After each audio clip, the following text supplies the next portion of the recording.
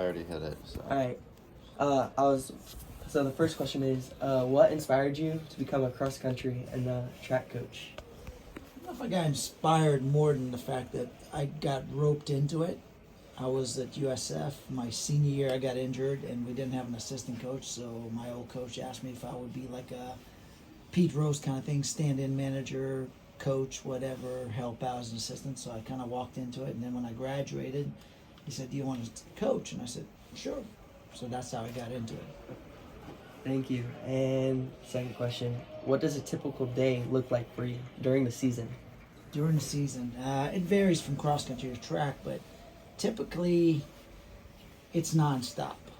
I'm dealing with obviously trying to get organized for meets, conference coming up this week, so you got to deal with all that. But you're dealing with all your academic issues that every kid has. You're dealing with all their personal issues that kids have. You got to deal with parents. You got to deal with recruits. You got to deal with administration about academics and stuff. So I mean, your day could look like really nothing half the times, and then other times it just goes nonstop, just every day, just continuously. Like right now, I'm working on some training programs, and at the same time, I got to work on the trip. I got to get the entries done for conference this week, so it's just all at once. Crazy. And then, what qualities do you think make a successful athlete in cross country and track?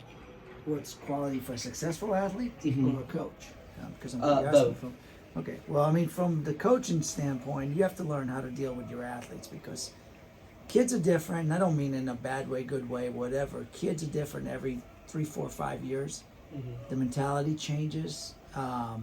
So you have to really learn how to adapt to things, just like the world keeps expanding continuously, moving forward.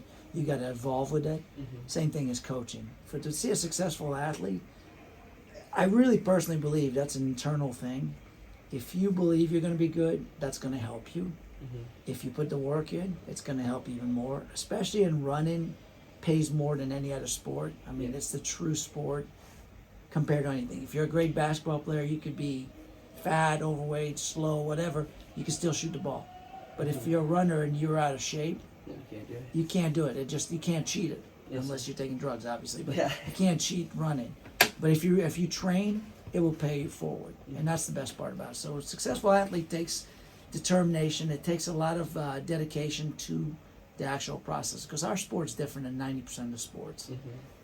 We have to go away to go run. You're like, Mom, I'm leaving home. I'm going to go run. It's like, where are you going? Oh, I'm just going to go run around the neighborhood. I'm going to drive up to Brooksville and run. You know what I'm saying? So it's very different in running. So you really have to be very disciplined. You have to be self-motivated in running or you won't be successful. Yes, sir. And then, what's one of the biggest challenges you face as a coach, and how do you handle them?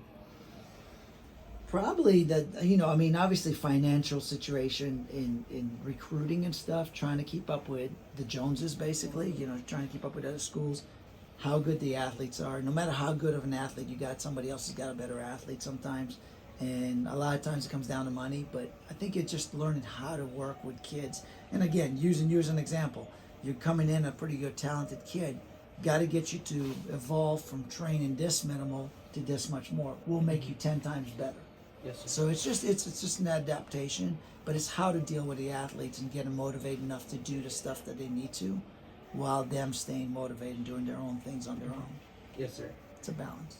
And then last question, what advice would you give someone who's interested in pursuing your career in coaching?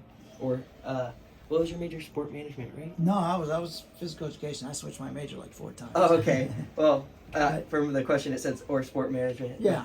I mean, I think the big thing for you is that if you're going to pursue coaching or in terms of being involved in athletics, 90% of the time it's not going to be for the money. It's not a very high paying jobs. I mean, there's rarity that obviously you get to a Division I and you make pretty good money and stuff, but that becomes a business. So I think you got to do it because of the passion and that you really want to give back to the sport and be involved in it. If you do that, you'll always love it, you'll always enjoy it, and you're going to see a lot of success in it. Yes, but it's sir. up to you. Yes, sir. Thank you. Oh, no problem. It's good.